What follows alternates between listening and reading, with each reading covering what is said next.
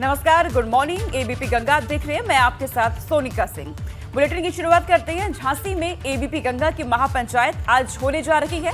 महापंचायत में बुंदेलखंड के कई राजनीतिक और महान हस्तियां शामिल होने वाली हैं। चलिए अब अगली बड़ी खबर आपको बता देते हैं। राजस्थान में सीएम योगी ने कहा कि हमारा सनातन धर्म भारत का राष्ट्रीय धर्म है। वे जालौर के नीलकंठ महादेव मंदिर में जीर्णोद्धार और मूर्ति प्राण प्रतिष्ठा कार्यक्रम में शामिल होने आए थे। इस दौरान उन्होंने कहा कि इस धार्मिक आयोजन में जिस प्रकार जाति और धर्म के भेदभाव को छोड़कर आपकी एकता देखने को मिल रही है, इसे सबको दैनिक जीवन में स्वीकार करना होगा। हमारा सनातन धर्म ही भारत का राष्ट्रीय धर्म है। सीएम योगी ने यह भी कहा कि अगर किसी कालखंड में हमारे धर्म स्थलों को अपवित्र किया गया है तो उनकी पुनर्स्थापना का अभियान चले। इस अभियान का कर्म अयोध्या में 500 वर्षों के बाद प्रधानमंत्री नरेंद्र मोदी के प्रयास से भगवान राम के भव्य मंदिर के निर्माण कार्य के रूप में दिख रहा है। भगवान राम का भव्य मंदिर अगले साल तैयार हो जाएगा।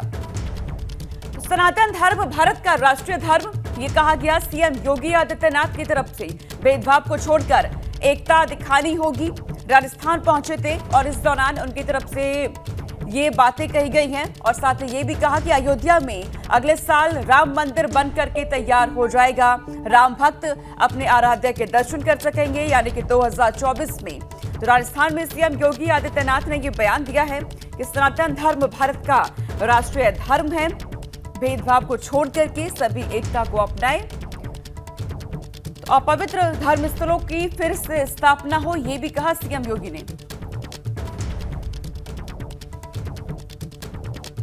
की एकता इस धार्मिक आयोजन में देखने को मिल रही है। कोई जाति नहीं, कोई मत का भेद नहीं, कोई मजहब का भेद नहीं। भाइयों बहनों, हम सबको अपने दैनिक जीवन में भी इस भाव को अंगीकार करना होगा। हमारा सनातन धर्म भारत का राष्ट्रीय धर्म है।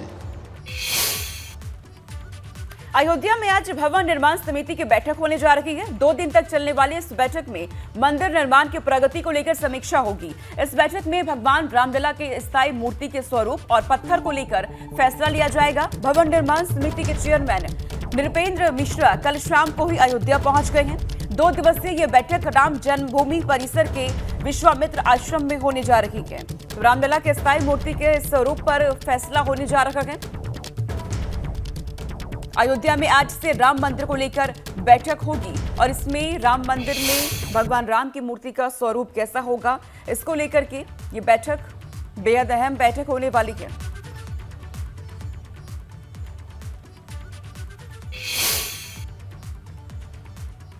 आज योगी आदित्यनाथ की बैठक होने वाली है, तो आज शाम 4 बजे ये बैठक होगी। इस वक्त ये अब बड़ी खबर जो सामने आ रही है, 4:30 बजे के आसपास मुख्यमंत्री आवास पर सभी नेताओं को आने के लिए कह दिया गया है। इस बैठक के तुरंत बाद सीएम मंत्रिपरिषद की बैठक भी करेंगे। इसमें सभी मंत्री और राज्य मंत्री स्वतंत्र प्रभार शामिल होने जा रहे हैं और माना यह भी जा रहा है कि कैबिनेट बैठक में औद्योगिक विकास समेत कई विभागों से जुड़े प्रस्ताव पास हो सकते हैं। खासतौर से फरवरी में होने वाले ग्लोबल इन्वेस्टर समिट को लेकर कुछ विभागों में नई पॉलिसी का प्रस्ताव मंजूर हो सकता है। इससे पहले सुबह 11 बजे सीएम योगी जल शक्ति विभाग के साथ बैठक करेंगे। इस बैठक में जल शक्ति मंत्री स्वतंत्र देव सिंह भी मौजूद रहने वाली है। बैठक होने जा रही है, तमाम मंत्री इस बैठक में मौजूद रहेंगे। कारागार विभाग से जुड़े एजेंडों पर चर्चा होगी। योगी कैबिनेट की अहम बैठक, 36 एजेंडों पर यहां चर्चा होने जा रही है। कैबिनेट की इस बैठक में उच्च शिक्षा विभाग, बेसिक शिक्षा विभाग के मुद्दों पर यहां चर्चा की जाएगी। कुल 36 मुद्दे ऐसे एजेंडे हैं जिन पर आज चर्चा होने जा रही है। तो योगी कैबिनेट की अहम बैठक होने जा रही है, तमाम मुद्दों पर चर्चा इसमें होगी।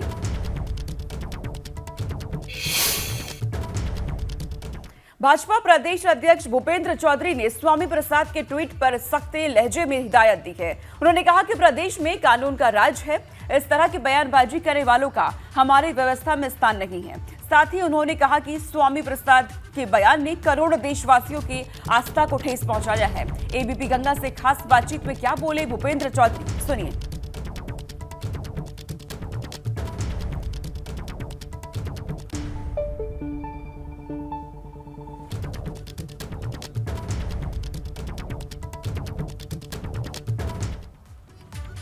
इधर कैबिनेट मंत्री स्वतंत्र देव सिंह ने स्वामी प्रसाद मौर्य के साधु संतों की तुलना आतंकवादी से करने वाले बयान पर निशाना साधा। उन्होंने कहा कि मैं प्रभु से कामना करता हूं कि उनको सद्बुद्धि दे और साथ ही उन्होंने कहा कि उनको और अध्ययन करना चाहिए। तो देखिए, स्वामी प्रसाद मौर्य ने जिस तरीके से रामचरितमानस को लेकर विवादित बयान दिया, उसके बाद उन्होंने एक ट्वीट भी किया। उस ट्वीट में वो ये कहते हैं कि मैं अपने बयान पे कायम रहूंगा, किसी को क्या दिक्कत है मेरे बयान से। लेकिन इसको लेकर के अब चौतरफा उनकी निंदा भी हो रही है। इस पूरे मामले में स्वतंत्र देव सिंह ने भी उन पर निशाना साध दिया है। उनकी तरफ से कहा जा रहा है कि भगवान उन्हें सद्बुद्धि दे और उन्हें रामचरितमानस का अच्छे से अध्ययन करना चाहिए। स्वतंत्र देव सिंह ने स्वामी प्रसाद मौर्य पर यह बड़ा निशाना यहां पर साधा है और कहा है कि उन्हें अध्ययन करना चाहिए रामचरितमानस का। स्वामी प्रसाद मौर्य के बयान पर राम मंदिर के मुख्य पुजारी आचार्य सत्येंद्र दास ने कहा कि साधु संत भगवान के भक्त हैं, ये किसी के कहने से जल्लाद और आतंकवादी नहीं हो जाएंगे। स्वामी प्रसाद मौर्य की खुद की मानसिकता जल्लाद पिशाच की है। अयोध्या में राम मंदिर के मुख्य पुजारी का बयान भी सामने आ चुका है। साधु संत भगवान के भक्त हैं, ये कहा आचार्य सत्येंद्र दास ने। तो साधु संत को लेकर जिस तरीके से स्वामी प्रसाद मौर्य ने ट्वीट किया था, अब उसके बाद साधु संतों में भी नाराजगी देखी जा रही है। मौर्य की मानसिकता जल्लाद पिशाच की है, ये कह रहे हैं राम मंदिर के जो ये प्रमुख आचार्य हैं, इनकी तरफ से कहा गया। भगवान राम के चरित्र से वर्णित को प्रतिबंधित कह रहा है। साधु संत को जल्लाद और क्या कहते हैं आतंकवादी बता रहा है। जब वो पहले बसपा में रहा, फिर भाजपा में आया, भाजपा के बाद नहीं बोल पाया क्योंकि इसमें क्षमता उसको नहीं रही। पार्टी का सहयोग इस प्रकार से धर्म के प्रति बोलने का नहीं अनुमति मिली, इसीलिए जब ये सपा में गया। बांदा पहुंचे केंद्रीय राज्य मंत्री साध्वी निरंजन ज्योति ने स्वामी प्रसाद मौर्य पर जमकर निशाना साधा। उन्होंने कहा जिन्हें उपनिषदों का ज्ञान नहीं है उन्हें टिप्पणी करने का कोई हक नहीं है। उन्होंने कहा इसके लिए सीधे अखिलेश यादव जिम्मेदार हैं, क्योंकि अगर अखिलेश मर्यादा पुरुषोत्तम राम को मानते हैं, रामचरितमानस को मानते हैं, तो उन्हें स्वामी प्रसाद मौर्य को पार्टी से निकाल देना चाहिए और जनता से माफी मांगनी चाहिए। साथ ही उन्होंने कहा कि अगर हमने कुरान पर टिप्पणी की होती तो शायद विश्व भर में फतवा जारी हो गया होता अभी तक। तो स्वामी प्रसाद मौर्य की लगातार निंदा हो रही है। साध्वी निरंजन ज्योति ने भी निशाना साध दिया है स्वामी प्रसाद मौर्य पर, कहा कि इस पूरे बयान के लिए अखिलेश यादव ही जिम्मेदार हैं। अखिलेश को स्वामी प्रसाद मौर्य को निकालना चाहिए, जो कि उन्होंने अभी तक नहीं किया है। अखिलेश यादव उन्होंने चुप्पी साधी हुई है। यही वजह है कि सवाल अब खड़े हो रहे हैं और हर कोई निशाना साध रहा है उनके बयान को लेकर। रामचरितमानस पर जिस तरीके से स्वामी प्रसाद मौर्य ने बयान दिया, अब इसको लेकर साध्वी निरंजन ज्योति भी निशाना साध रही हैं। सीधा अखिलेश यादव को जिम्मेदार ठहराया है। स्वामी प्रसाद मौर्य के रामचरितमानस पर दिए गए बयान के साथ शुरू हुआ विवाद अब आतंकवाद, महाशैतान और जल्लाद जैसे शब्दों पर आ गया है। रिपोर्ट देखिए।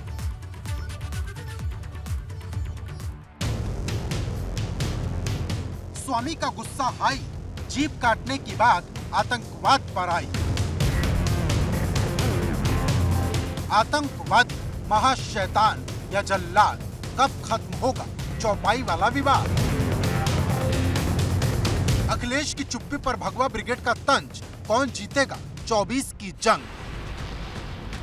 रामचरितमानस पर छिड़ी जंग खत्म होने का नाम नहीं ले रही, क्योंकि जब से स्वामी प्रसाद मौर्य ने रामचरितमानस पर बयान दिया है, उत्तर प्रदेश की सियासत में भूचाल आ गया है। न भाजपा इसे खत्म होने दे रही और न स्वामी प्रसाद मौर्य इसे खत्म होने देना चाहते हैं, क्योंकि अब तक स्वामी प्रसाद मौर्य पर जो हमले हुए, उसके जवाब में स्वामी प्रसाद मौर्य का एक नया ट्वीट आया, जिसमें स्वामी प्रसाद मौर्य ने लिखा कि मेरे दिए बयान पर कुछ धर्म के ठेकेदारों ने मेरी जीभ काटने और सिर काटने पर इनाम घोषित किया। अगर यही बात कोई और कहता तो यही ठेकेदार उसे आतंकवादी कहते, लेकिन इन संतों, महंतों, धर्माचार्यों और जाति विशेष लोगों को क्या कहा जाए? आतंकवादी, महाशैतान या जल्लाद? अपने इस ट्वीट के जरिए स्वामी प्रसाद मौर्य ने उन तमाम हमला साधने वालों पर निशाना साधा, क्योंकि जब से स्वामी प्रसाद मौर्य ने रामचरितमानस पर बयान दिया, कई साधु संत स्वामी प्रसाद मौर्य के खिलाफ मोर्चा खोलकर खड़े हो गए, क्योंकि रायबरेली में स्वामी प्रसाद मौर्य की जीप काटने पर 5 लाख तो आगरा में 51,000 का इनाम घोषित किया गया था। लखनऊ के लेटे हुए हनुमान जी मंदिर में स्वामी की नो एंट्री तक के पोस्टर लगा दिए गए थे।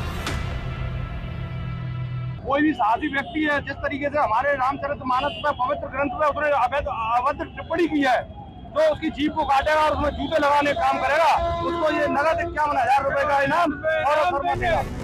अब इन तमाम हमलों और विरोध पर स्वामी का गुस्सा इस कदर भड़का कि स्वामी प्रसाद मौर्य ने अपने इस ट्वीट से लड़ाई को नया रंग दे दिया कि अगर ये चेतावनी किसी और धर्म या समाज के व्यक्ति ने दी होती तो क्या होता। स्वामी प्रसाद मौर्य ने अपने ट्वीट में साफ तौर पर लिखा है कि कुछ दिन पहले उनके बयान पर जिस तरीके से कुछ धर्म के ठेकेदारों ने उनकी जीप काटने, गर्दन काटने जैसी बात कही है, अगर ऐसा कोई और कहता तो उसे अब तक आतंकवादी घोषित कर दिया जाता। लेकिन जो संत, महात्मा, धर्माचार्य इस तरह की बात कह रहे हैं, अब उन्हें क्या कहा जाए, महाशैतान, जल्लाद या आतंकवादी। और उनके इस ट्वीट के बाद एक बार फिर से यूपी में सियासत गर्मा गई है। लेकिन बड़ा सवाल यह है कि अब तक अखिलेश यादव स्वामी के एपिसोड पर चुप्पी साधे हुए हैं। वो न खुलकर स्वामी का समर्थन कर रहे हैं और न ही विरोध। अब अखिलेश की यही चुप्पी भाजपा को बुरी तरह चुभ रही, क्योंकि भाजपा लगातार अखिलेश पर दबाव बना रही कि वो स्वामी के बयान पर अपना स्टैंड क्लियर करे। रामायण, भगवान श्री राम करोड़ों देशवासियों की आस्था से जुड़ा विषय, उन्हें इस तरह के बयान नहीं देने चाहिए। और मेरा प्रश्न समाजवादी पार्टी के नेता अखिलेश यादव जी से है कि वो उनकी पार्टी का ये अधिकृत विचार है या स्वामी जी का निजी विचार है, ये जरूर उन्हें स्पष्ट करना चाहिए। वो स्वामी प्रसाद मौर्य जब तक भारतीय जनता पार्टी में रहे तब तक तो रोज रामचरितमानस का पाठ पढ़ते थे, जय श्री राम का जाप करते थे। तो आज अचानक समाजवादी पार्टी में पहुंचते ही इनको ये बुराई क्यों दिख रही है? मेरा तो स्पष्ट मानना है कि तो अखिलेश यादव के कहने पर, अब चूंकि अखिलेश यादव ने मंदिरों में जाना शुरू कर दिया है, तो मंदिरों में जाएंगे तो उनका विशेष वोट प्रभावित होगा। तो अपने विशेष वोट प्रभावित ना हो, इसको नाते जानबूझकर स्वामी प्रसाद मौर्य से इस प्रकार की टिप्पणी कराई है ताकि उनका वोट सदा रहे। लेकिन अखिलेश है कि एक शब्द कहने के लिए तैयार नहीं। अब सवाल इस बात का है कि आखिर अखिलेश कब तक मौन रहेंगे, क्योंकि स्वामी जितना बोलेंगे भाजपा अखिलेश को उतना ही घेरेगी। क्योंकि सवाल सिर्फ भाजपा का नहीं, समाजवादी पार्टी के उस धड़े का भी है जो स्वामी के खिलाफ खड़ा है और चाहता है कि अखिलेश स्वामी पर एक्शन लें। Bureau report, ABP Ganga. बात करेंगे किसान आंदोलन की। दिल्ली की तर्ज पर पश्चिमी यूपी में आज से भारतीय किसान यूनियन बड़े आंदोलन का आगाज करने जा रही है। मुजफ्फरनगर के राजकीय इंटर कॉलेज से इसकी शुरुआत होगी। राकेश टिकैत किसान आंदोलन शुरू करेंगे। इसके साथ ही पश्चिम में फिर गन्ने पर सियासत और गर्मा सकती है। किसान आंदोलन में गन्ने का मूल्य, एमएसपी कानून सहित कई मुद्दों पर अनिश्चितकालीन धरने की तैयारी पर है। दिल्ली में जिस तरीके से किसान आंदोलन चला पूरे 1 साल तक, अब उसी की तर्ज पर पश्चिमी यूपी में आंदोलन की शुरुआत होने जा रही है। राकेश टिकैत किसान नेता इस आंदोलन की शुरुआत करेंगे। गन्ने का रेट और एमएसपी कानून सहित कई मुद्दों को लेकर अनिश्चितकालीन ये धरना होने जा रहा है। ये कहा गया है किसानों की तरफ से। किसान आंदोलन की शुरुआत पश्चिमी यूपी में आज से होने जा रही है। मुजफ्फरनगर से किसान आंदोलन की शुरुआत करेंगे और गन्ने का रेट, एमएसपी कानून सहित कई मुद्दों को लेकर अब एक बार फिर से सियासत गर्मा सकती है। प्रदेश में 5 सीटों पर होने वाले शिक्षक स्नातक एमएलसी चुनाव प्रचार का आज अंतिम दिन है। इन 5 सीटों को जीतने के लिए सपा और भाजपा के बीच जंग छिड़ गई है, क्योंकि सपा जहां विधान परिषद में विपक्ष की कुर्सी पर है, वहीं भाजपा की कोशिश 24 की लड़ाई से पहले इन 5 सीटों पर कमल खिलाकर विपक्ष पर दबाव बनाने की है। यही वजह है कि भाजपा ने अपनी पूरी ताकत झोंक दी है। आपको बताते हैं कि बीजेपी ने 2024 के लिए यूपी में मिशन 80 का लक्ष्य रखा है, लेकिन उससे पहले इन दिनों बीजेपी की निगाहें मिशन 5 पर लगी हुई है। तो 5 सीट पर आज प्रचार थम जाएगा, लेकिन इन 5 सीटों पर बीजेपी ने विपक्ष पर दबाव बनाने की पूरी कोशिश की है। यूपी में आज से मौसम का मिजाज बदलने जा रहा है। ठंड ने एक बार फिर यू टर्न लिया है। हिमालय से आ रही ठंडी हवाओं से गलन बढ़ सकती है। इसके साथ ही मौसम विभाग ने बारिश की संभावना भी जताई है। मौसम विभाग के अनुसार पारा औसत से 10 डिग्री तक लुढ़क सकता है और साथ ही प्रदेश में अगले 4 दिनों तक बारिश की संभावना है। इधर उत्तराखंड में 30 जनवरी तक बारिश और बर्फबारी का अलर्ट जारी हुआ है। मौसम विभाग ने उत्तरकाशी, चमोली, पिथौरागढ़ और बागेश्वर जिलों के ऊंचाई वाले इलाकों में बर्फबारी की संभावना जताई है। उत्तर प्रदेश से लेकर के उत्तराखंड तक अभी ठंड से राहत नहीं मिलने वाली है। मौसम विभाग की तरफ से अलर्ट जारी किया गया है। हालांकि लोग लगातार अलाव का सहारा ले रहे हैं इस ठंड से बचने के लिए, लेकिन बर्फबारी एक बार फिर से देखने को मिल रही है हिमालय क्षेत्रों में, और वहां से जो ठंडी हवाएं आ रही हैं वो ठंड और बढ़ा रही है। शीतलहर की भी आशंका यहां पर जाहिर की गई है मौसम विभाग की तरफ से। उत्तराखंड के लिए अलर्ट जारी कर दिया गया है।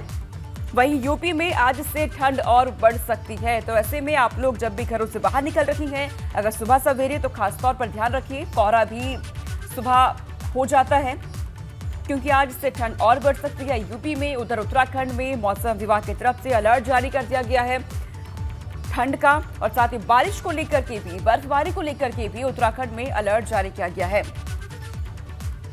ठंडी हवा से अब लोगों की मुश्किलें थोड़ी और बढ़ती हुई नजर आ रही है क्योंकि अभी राहत नहीं मिलेगी ठंड से। मौसम विभाग ने अलर्ट जारी किया है उत्तराखंड में बारिश का, बर्फबारी का। इधर यूपी की बात की जाए तो आज से ठंड और बढ़ सकती है।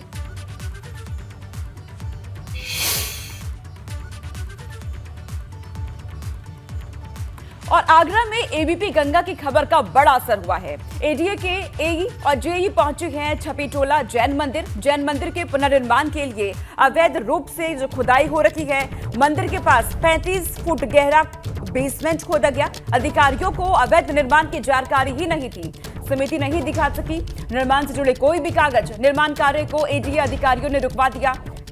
छिपीटोला स्थित जैन मंदिर के पीछे का ये पूरा मामला, तो एबीपी गंगा ने इस खबर को प्रमुखता के साथ दिखाया। हमारे ग्राउंड जीरो पर जो रिपोर्टर मौजूद रहे वहां से उन्होंने पूरी तस्वीर दिखाई, और उसके बाद इस खबर पर ये बड़ा असर हुआ है। अधिकारी वहां पर पहुंचे तो आगरा में एबीपी गंगा की खबर का ये बड़ा असर। एडीए के एई और जेई पहुंचे छिपीटोला के जैन मंदिर। निर्माण कार्य को एडीए ने वहां पर रुकवा दिया। तमाम जो अधिकारी पहुंचे, उसके बाद जो अवैध कार्य चल रहा था उसे रुकवाया गया। अवैध तरीके से यहां पर खुदाई हो रही थी। मंदिर के पास 35 फुट गहरा बेसमेंट यहां पर खोदा गया, और इस खबर को एबीपी गंगा ने प्रमुखता के साथ दिखाया, जिसका बड़ा असर हुआ है। और अब खबर बुलंदशहर से सामने आ रही है। पूर्व विधायक मलखान सिंह और गनर हत्याकांड मामला, इसमें एमपी एमएलए कोर्ट ने 15 आरोपियों को दोषी करार दिया है। 15 आरोपियों के खिलाफ सोमवार को सुनवाई की जाएगी और सजा भी सुनाई जाएगी। फिलहाल सभी आरोपियों को पुलिस कस्टडी में लिया गया। 30 मार्च 2006 में मलखान सिंह और उनके गनर की हत्या हुई थी। मलखान सिंह और गनर की हत्या गोली मारकर की गई थी। फिलहाल सभी आरोपियों को पुलिस कस्टडी में लिया गया। ये बड़ी खबर सामने आ रही है। 2006 को हुई थी मलखान सिंह और उनके गनर की हत्या।